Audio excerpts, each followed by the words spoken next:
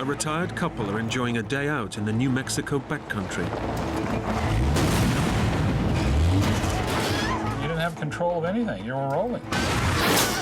But when a stroke of bad luck leaves them stranded in a hostile environment, There was no human life around. We were it. they're faced with a grueling hike back to civilization.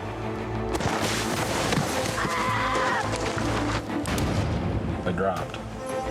But in this unforgiving environment, a simple hike becomes a desperate fight for survival. It was excruciating. She didn't have a lot left in her.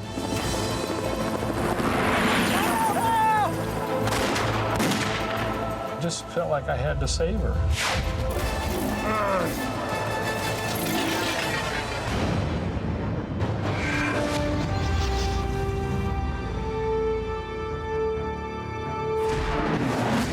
Go ahead. I'm not leaving you. You're the only one that can get us out of here.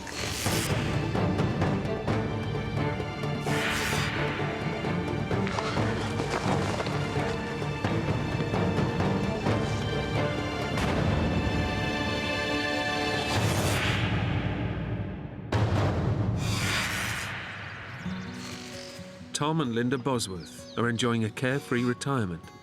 Today, they're looking forward to a day out. You coming, honey? A drive and a picnic in the New Mexico wilderness. Hey, put that down. That's for lunch. Tom and Linda have been married for 32 years. Their lifetime of shared adventures stretches back to the 70s, when they met on a skiing holiday in Aspen. He was really nice. He was not a phony, and he was cute. I thought she was very nice looking, number one. I thought she had a fantastic personality. That smile of hers was a knockout. You're not ready in 5. I'm going. Vietnam veteran Tom has spent a lifetime working in the car industry and his leisure time racing cars. He's still got the bug. He's just finished rebuilding a second-hand Jeep. Tom refurbished the entire thing. Tom loves a thrill. I've always loved cars ever since I can remember. I always took things apart. It's the middle of summer, and Tom wants to test his creation off-road, out in the New Mexico backcountry. Linda's going along for the ride. Okay, action man, I'm coming. And I remember looking to see if there was any treat in the freezer we might like for dessert, and there wasn't. But I looked at that big water jug we had frozen, and I thought, oh, maybe I should take that. And I thought, oh no, I've got enough with me.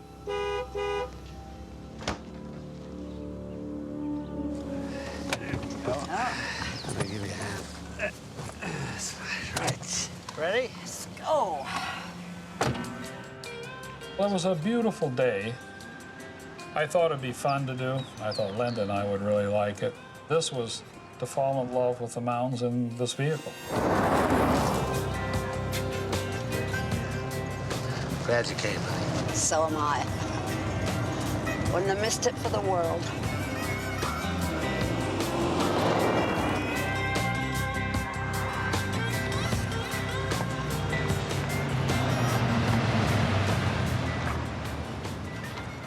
Tom and Linda make a quick pit stop for petrol en route to the mountains. We were filling up with fuel. I called my sister Hi, Barb. It's Linda. and told her what we were going to do, and she said, you're crazy.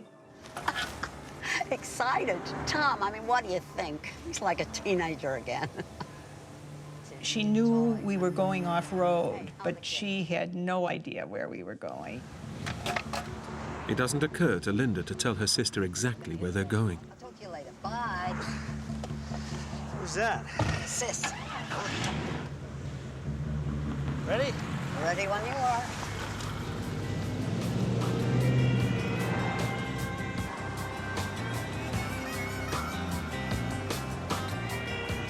It was exciting to think this is really our exciting trip. We were thrilled to be able to do it. Their destination is a network of rugged trails in the Burro Mountains, in the heart of the vast and remote Gila National Forest.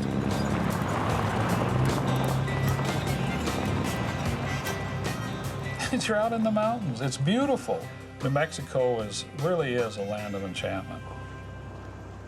The couple love the great outdoors, and Tom can't wait to see how well the vehicle handles on the dirt tracks of the Saddle Rock Trail.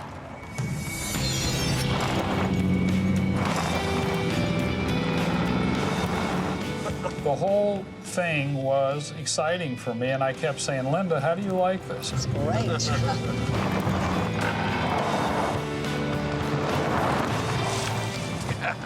Look at that. I was giggling a lot because it was fun. She was smiling and excited. From that, I was excited.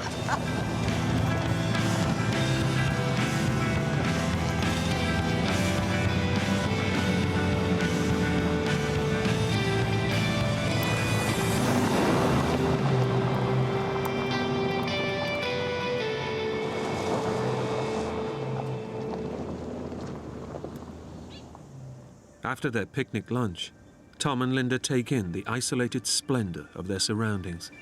Pretty special, isn't it? Beautiful. There were trees around. You get a lot of shadows from the sun. It was beautiful, just beautiful place. They've both enjoyed bumping over the backcountry trails. Now Tom's itching to see how his rebuilt Jeep handles even tougher terrain. Oh, Linda, come here a minute. Tom had a map. Wasn't a perfect map, but I felt very confident. I definitely encouraged him to keep going. Okay. Let's really test this baby out. Tom's chosen a route that will take them way off the main trails, into the empty heart of the wilderness. It was exciting. The trees were hitting us. And the terrain was, oh my gosh, we were bumping and bumping. Kind of a roller coaster ride. I was piloting a craft like I always do. She had total confidence in me. Oh, that was close. I said to Tom, thank gosh, it's you driving.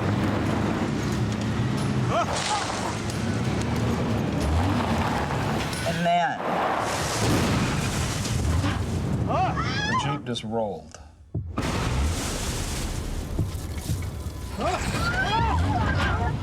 it was scary.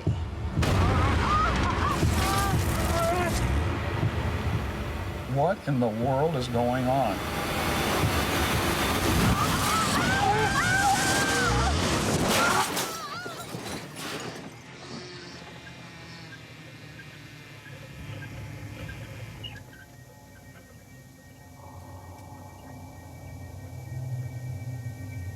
Linda, are you okay?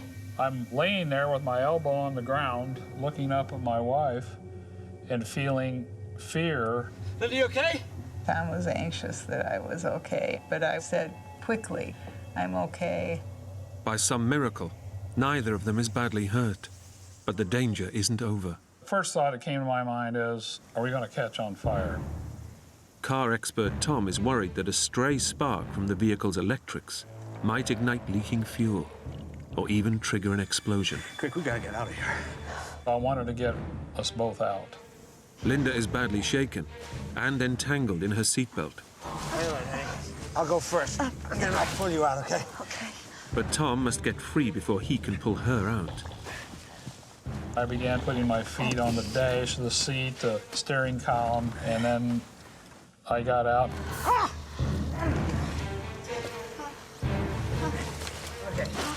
Yeah, get me out. Okay, honey.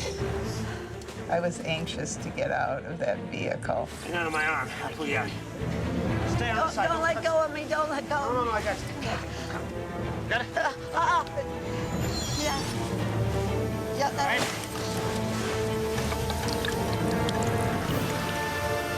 Got it? Yeah. Yeah.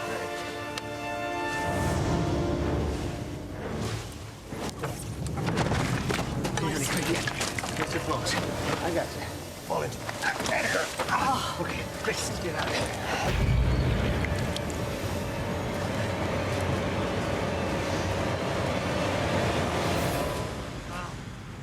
That was very scary. Tom and Linda have had a lucky escape.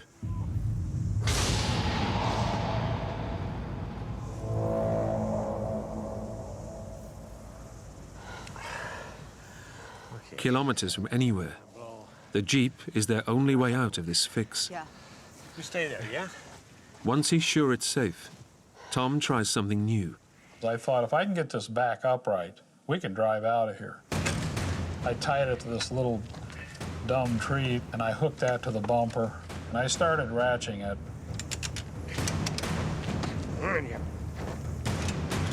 The vehicle was teetering a little, not very much, but a little. And I thought, gosh, if I can just get it to that point, it would fall, you know, come right back. Tom was exerting himself and trying very hard to get that vehicle to move.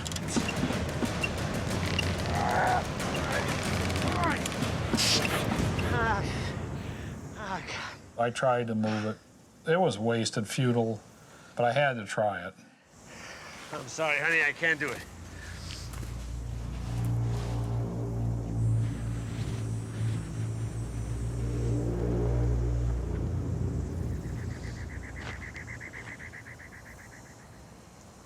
Anything? Nope. Me neither. The Burro Mountains all around them block out any mobile phone signal. There was a phone there with a slash through it. It was totally nothing. Did you tell your sister we were out here? No. I didn't tell her where we were going.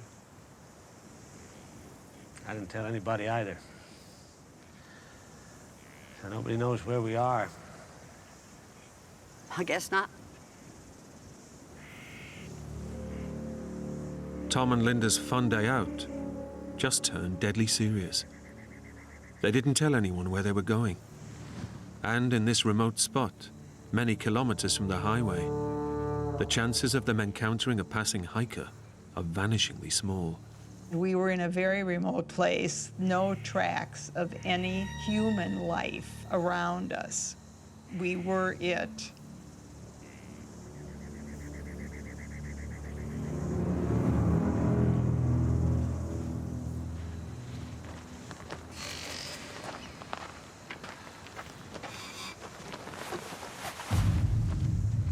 I said to Tom, we're not going to have enough water.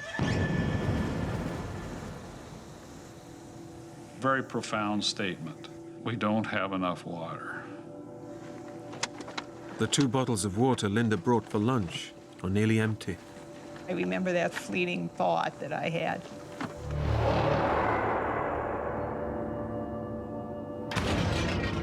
It came back to haunt me.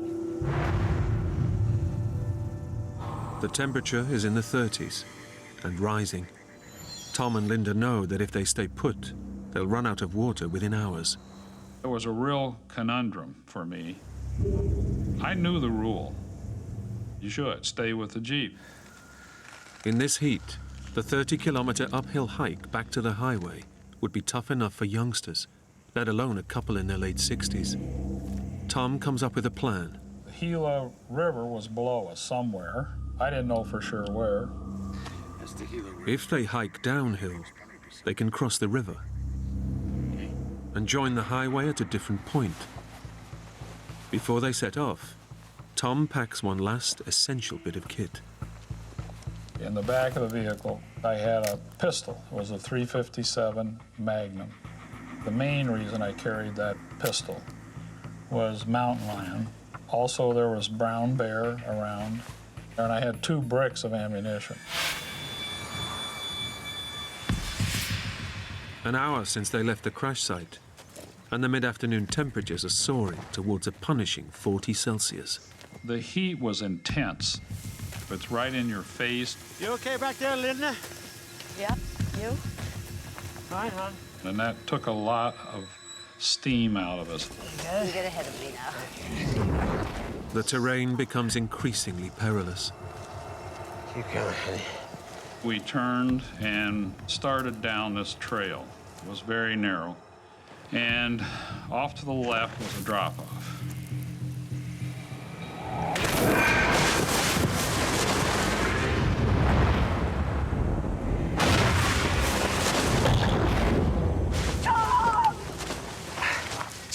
I'm okay. Oh, that's fine. As the brush thickens, Tom and Linda are all too aware of the risk of stepping on a rattlesnake.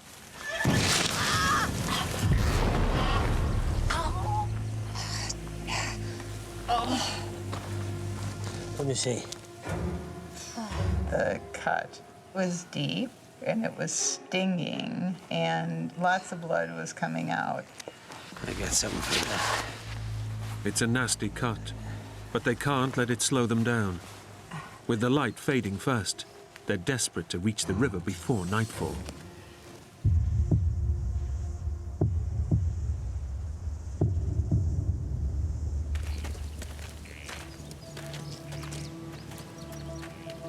Three hours later, they hear the sound they've been praying for. You could hear the river, and I felt that we were going to get out.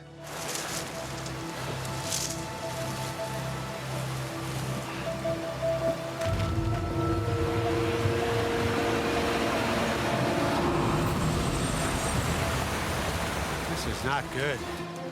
This is not what I expected at all. But instead of a crossing point to the highway, they face a raging torrent and unscalable cliffs. It's a dead end. The water was high, flowing fast. There's no way just to walk across it. It's a devastating blow. But after hours with barely any water, at least they can quench their desperate thirst. Water was paramount. But Linda, she didn't even want me to fill the canteens with that water. She was very concerned about Giardia poisoning. Giardia is an intestinal parasite that lives in water contaminated by animal feces. In humans, it's treatable and hardly ever fatal. But Linda is adamant. I wasn't about to drink that nasty old water, I just said, oh, to hell with it. I drank it. but I wouldn't do it. That was the argument Tom and I had. We have to drink it, Linda. It's all we got. I'm not drinking it. Tom knows that the river water could spell the difference between life and death. That was very discouraging. I know she needed that water, but she was so afraid. As dusk falls, a more immediate danger confronts Tom and Linda. It's not looking good. At that point, we were a little scared because animals can smell that blood. Linda's cut leg makes them a target. Nocturnal predators like wolves and bears are starting to stir. I was very, very scared. There were footprints, but not human footprints.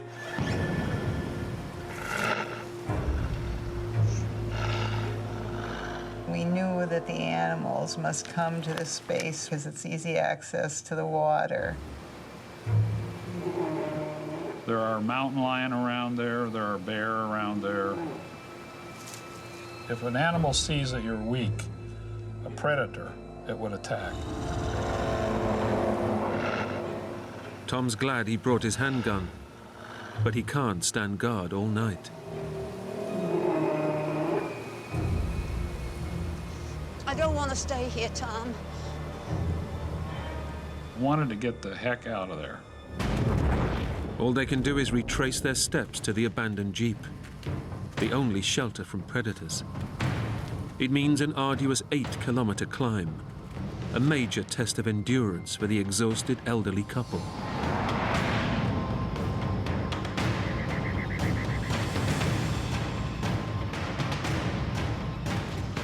We really wanted to get back to that Jeep. More than 4 hours later, totally worn out, Tom and Linda finally make it back to the crash site. Let's get some rest.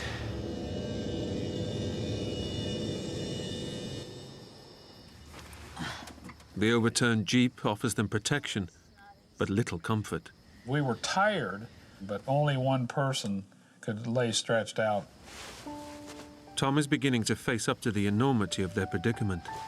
Escape is as far away as ever, and he knows he's put his 67-year-old wife into a life-threatening situation. I began to realize I love this woman. You have to take care of her. I was very worried about her. Don't worry, Tom. You'll be fine. I started feeling guilty. I purchased the vehicle. I was the one behind it, and here we were out there in wilderness.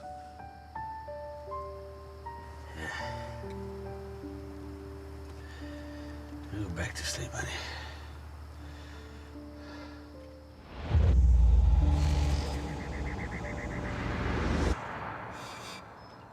By dawn, Tom has hatched a plan.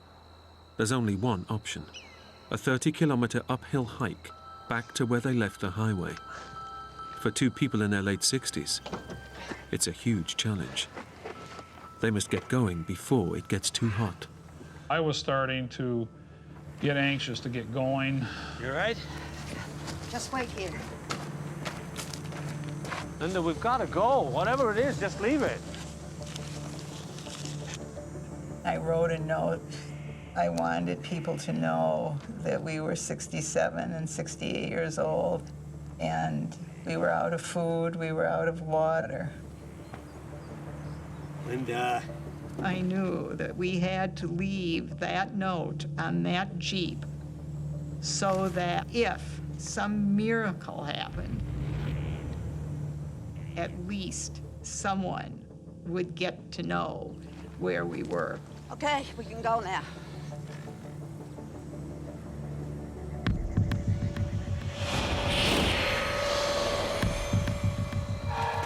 By late morning, the temperature is already up in the 30s. As we were walking, it was just thick, hot. It's just hotter than blazes. Tom and Linda are exhausted and desperately thirsty, making every step an enormous effort.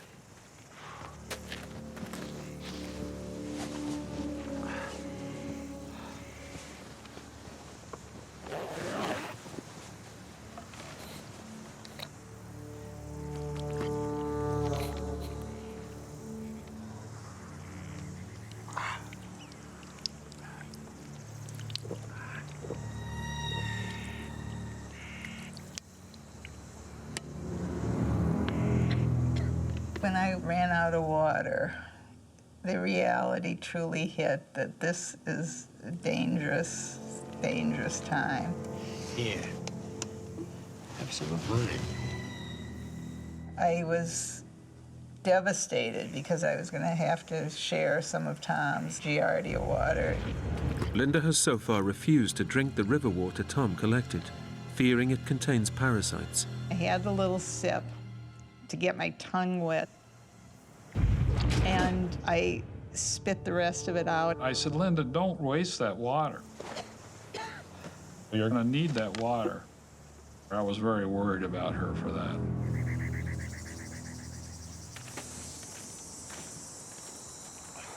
As the temperature reaches nearly 40 Celsius, Tom and Linda are losing a staggering 10 liters of fluid a day.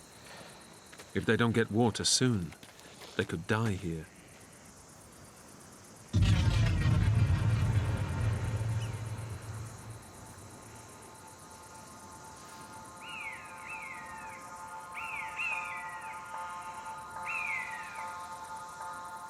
I looked up, and here's this huge, big bird flying over us. Buzzards, Tom. And I thought, gosh, we got to get moving here. That was very scary. If we don't get out of here, if we don't get water, we're going to be there at dinner.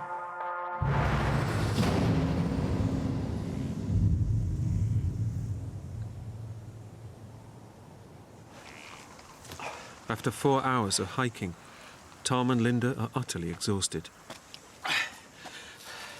Let's rest a while. I knew then that we're starting to fade a little bit.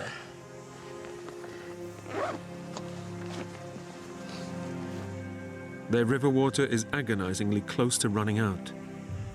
Tom knows it's vital that Linda drinks what's left of the precious fluid.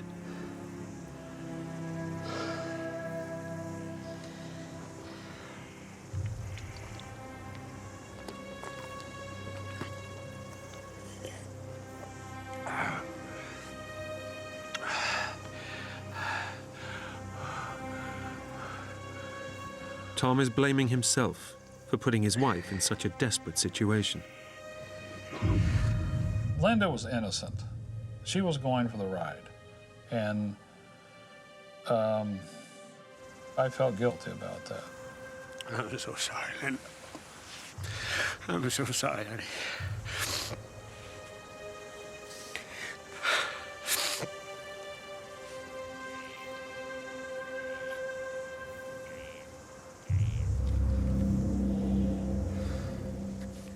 If Tom and Linda don't find water soon, the outcome is brutally simple.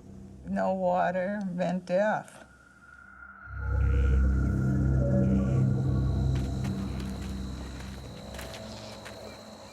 I was starting to realize that I was weakening faster.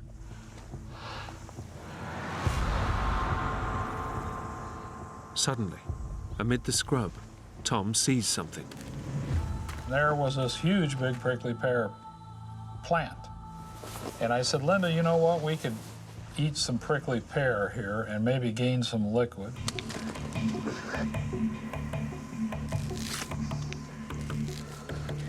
We were excited to find the prickly pear cactus. This is great. Linda didn't consume all that much. But Tom cannot get enough of the prickly pear. I just ate the whole thing. It's a small but welcome injection of fluid. At first, we were elated. We were both joking about how good we felt. Both of us felt extremely energized. Wow, this is great. We're moving. We were really walking fast.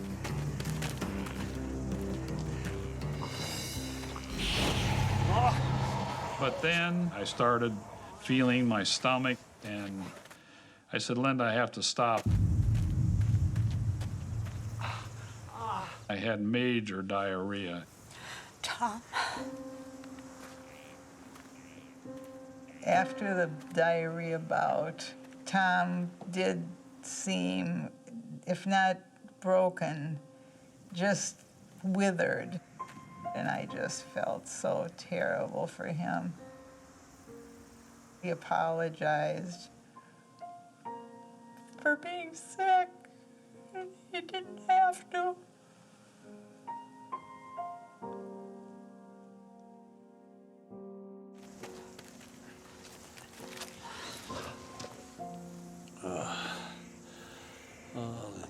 I felt terrible for him.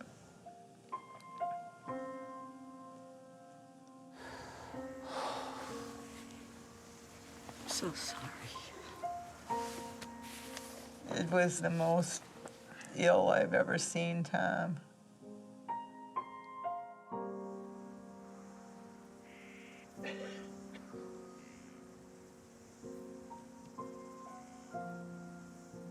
Too exhausted and dehydrated to move, Tom has a desperate idea. I had just gone through that diarrhea bout, and I said, Linda, can you drink your urine? And I said, we got to plan on doing that because we cannot lose liquid.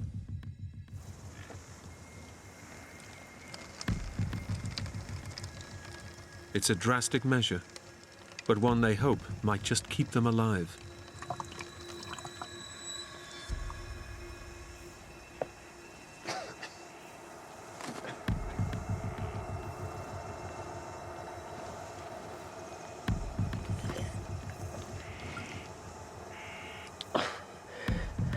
The taste in your mouth is awful. But after a while, I found you just chug-a-lugged. At that moment, I felt that it was one of the only things we could do to save ourselves.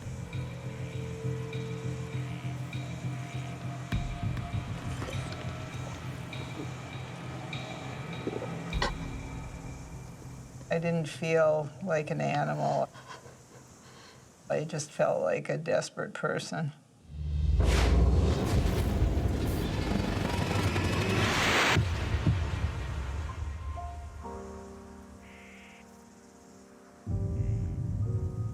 Tom and Linda know they should have hit the highway by now.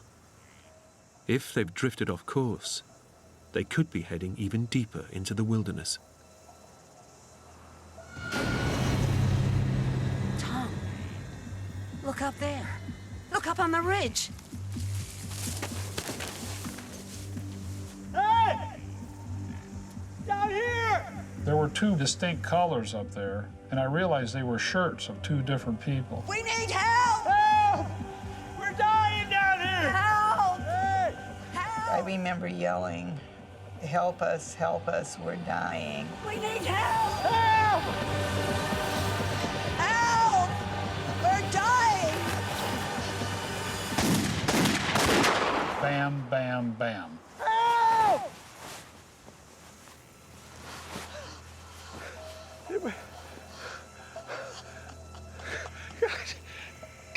And then nothing.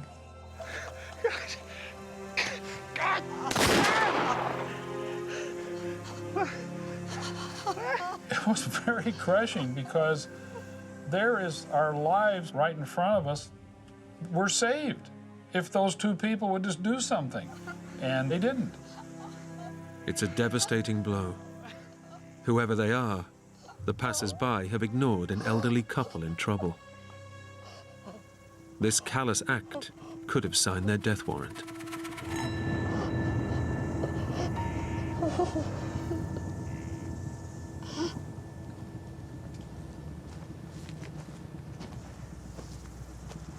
As they push on in search of the highway, severe dehydration is now playing tricks on Tom's mind.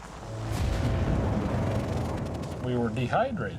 We were very dehydrated, and my mind was not near as sharp. We were starting to lose orientation.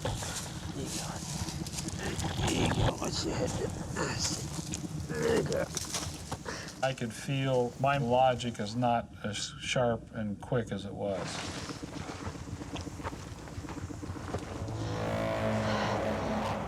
And I was definitely weakening.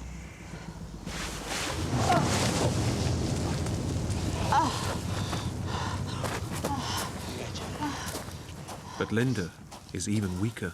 Sorry. We were so dehydrated by then. And the energy and strength level was fleeting. Linda was so fatigued, she just collapsed. And I had to rest and lay down. That's it, Tom. I can't go any further today. I gotta stop. Okay, sweetie. As it's close to dusk, Tom decides all they can do is hunker down for a second night in the wilderness. We were so fatigued, we just wanted to sleep.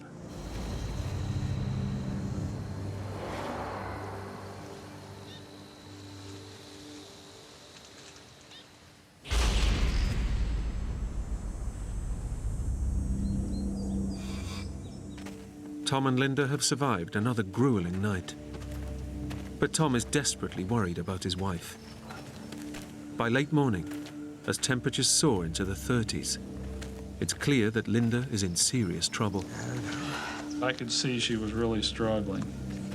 It took a lot of strength for her to keep going. She's had nothing to drink for more than 24 hours. I realized that Linda had lost her gait. And she was leaning on that stick more and more.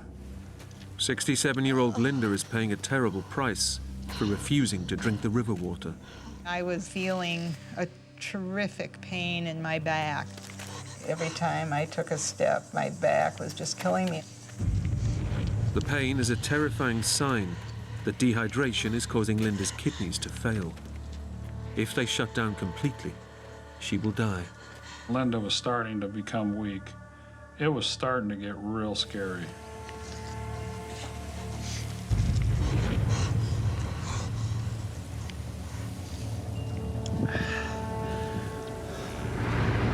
Then, Tom starts to recognize the terrain. Coming into Saddle Rock, we had passed a huge ranch. There's got to be a ranch around here somewhere. I could see on the map the hiking trail. I think you must. And I said, maybe we'll come out near that ranch. Tom decides to head downhill, praying it's the right direction. Finding the ranch could be Linda's last chance.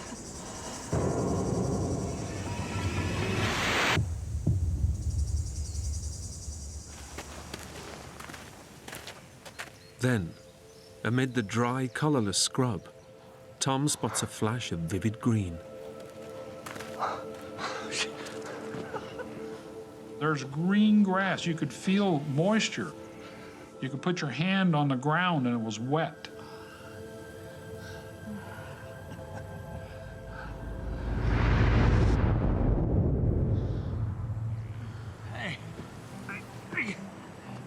Tom knows there has to be a water source nearby.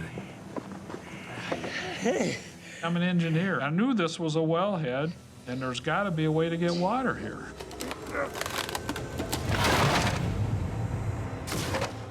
Oh, please, let there be water here. Hey. I thought, this is it. We're going to have water. We're going to have water. Something had to be running somewhere. Please let us get to that water. This is crazy. The well is probably for watering livestock, but he can't find a way to the water.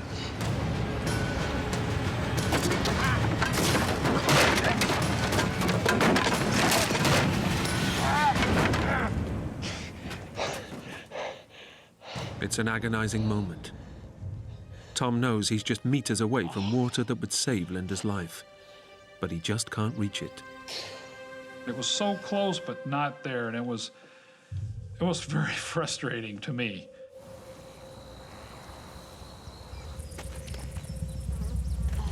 It's 72 hours since Tom and Linda got stranded in the baking heat of the wilderness. There's no sign of the hoped-for ranch, and every step Linda takes is now pure agony. As her kidneys start to shut down, she's literally dying from dehydration. I could hear her behind me.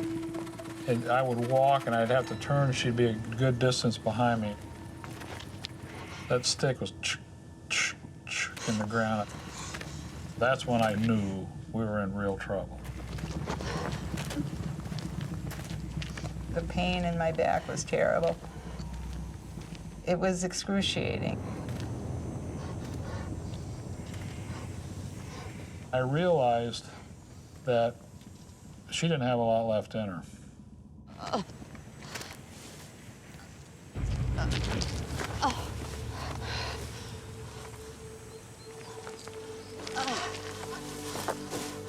He begged me to get up and keep walking, but I just couldn't do it. I couldn't do it anymore. Let's just rest here a while. I can't do this, Tom. And I said, Linda, come on. We're going to make it.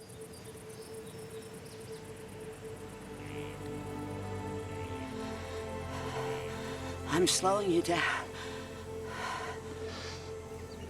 I didn't like the sound of those words. I didn't want her to give up. Don't be silly, Linda. You can make it.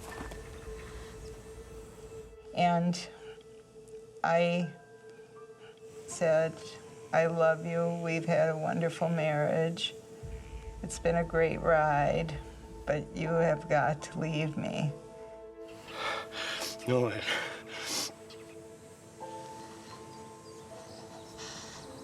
Tom. You gotta go on alone. And she kept encouraging me. She says, you gotta go. You've gotta find someone or water. Go, go, go. Two of us can't die. Okay. I loved that woman. I didn't want to leave her.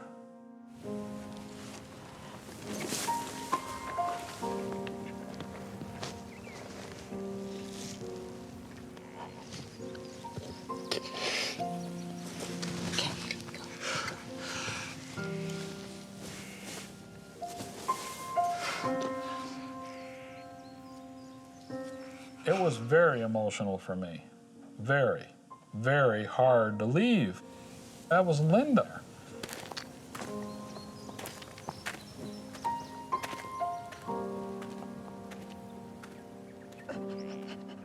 I had to go. There was no choice.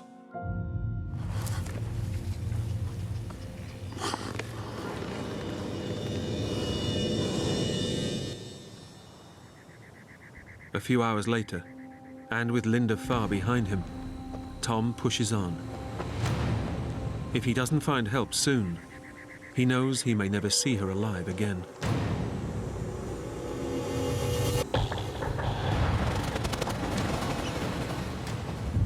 I don't know how much further I went. But now Tom is in trouble too.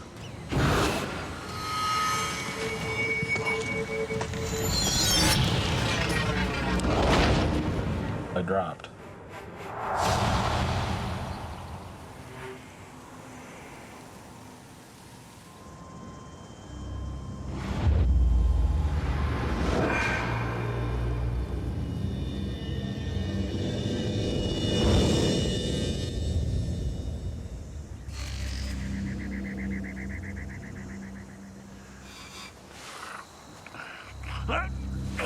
When I woke up, my face was straight into the sand. My nose was just buried in the sand. It was all over my face. Tom has slept the whole night, losing vital hours that could spell the difference between life and death for Linda. That really scared me. I just felt like I had to save her. So I kept moving. But I couldn't walk a straight line.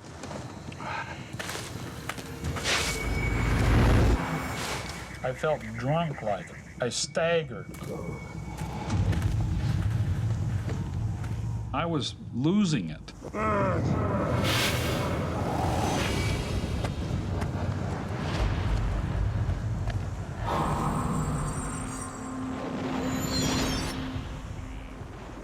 After his 4-day ordeal, the 68-year-old Vietnam vet's body is finally giving up, and he's now losing control of his mind.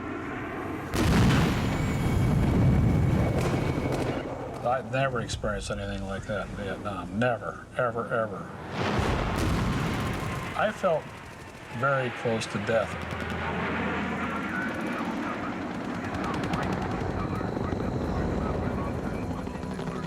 The thoughts started coming into my mind. Tom, this is your last day on Earth. And I began to realize this is it.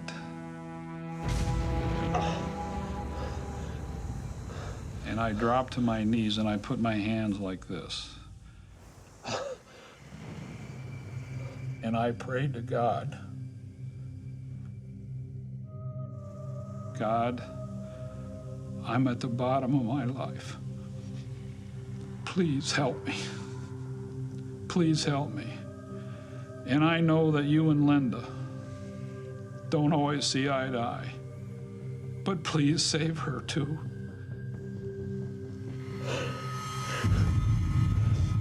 I just said it right out loud.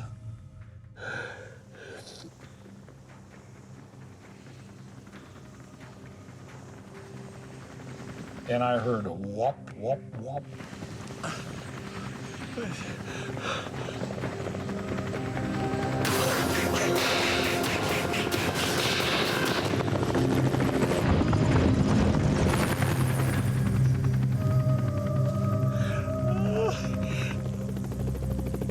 And then it looked like they were going away from it.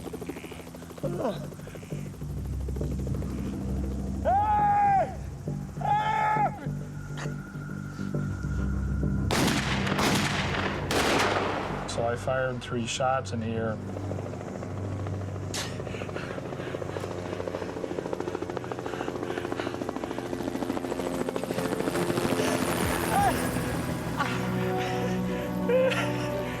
And right up there was that young medic waving at me.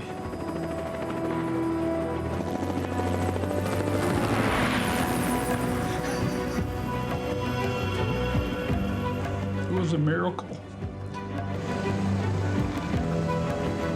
God had answered my prayer.